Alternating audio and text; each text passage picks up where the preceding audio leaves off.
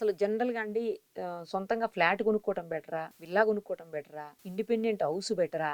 లేకపోతే గేటెడ్ కమ్యూనిటీలో ఫ్లాట్ కొనుక్కోవటం బెటరా అసలు? అంటే ఇది సబ్జెక్ట్ చాలా డిఫరెంట్ అండి. మీకు బ్రీఫ్‌గా చెప్తాను. హ్మ్. దాని గురించి మాట్లాడాలంటే చాలా ఉంది. We can do a next video. Okay. మీరేంటంటే మీ ఫైనాన్షియల్ కెపాసిటీ బట్టి మీరు డిసైడ్ చేసుకో. ఇప్పుడు మీరు గాని, నేను గాని ఒక ఇల్లు కొనుక్కోవాలంటే హ్మ్. Financial capacity number 1. నంబర్ 2 ఏంటి?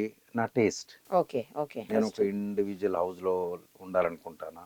లేకపోతే ఒక ఫార్మ్ ల్యాండ్‌లో ఒక సిటీకి దూరంగా 1 ఎకర్‌లో అక్కడ ఉండాలనుకుంటానా? అపార్ట్‌మెంటా అనేది నా టేస్ట్. ఇట్ డిపెండ్స్ ఆన్ హ్మ్. Your taste. థర్డ్ ఏంటంటే సెక్యూరిటీ. సేఫ్టీ, సెక్యూరిటీ హ్మ్.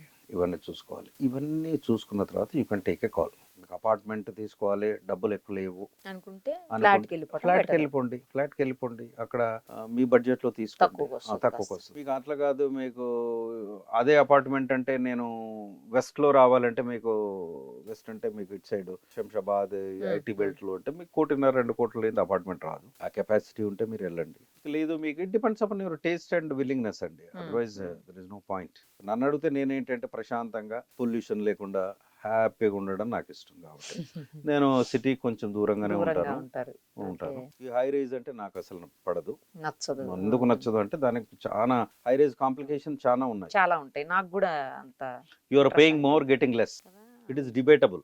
ఈ పాయింట్‌లో డిబేట్ కూడా వి కెన్ డిబేట్ ఇట్. కాబట్టి ఇట్ డిపెండ్స్ అండి. మీ చాయిస్ ఎలా ఉందో దాన్ని బట్టి. అది ఇన్వెస్ట్‌మెంట్ మీరన్నట్లు హ్మ్. అంటే ఫైనాన్షియల్ కెపాసిటీ ఫైనాన్షియల్ అన్నీ కెపాసిటీ. చూసుకోవాలి. లోను లోన్ మీకేంటంటే మెయిన్. పక్కతను కారు కొన్నాడు నేను కొనాలి, పక్కతను బంగ్లా కొన్నాడు నేను కొనాలని ఇటువంటి అలా వాటికి కాదు పోకండి. కదా! It is very suicidal. I'm telling. Life అనేది చాలా కేర్ఫుల్గా మనం కాపాడుకుంటేనే లైఫ్ ఉంటుంది. Life is very precious.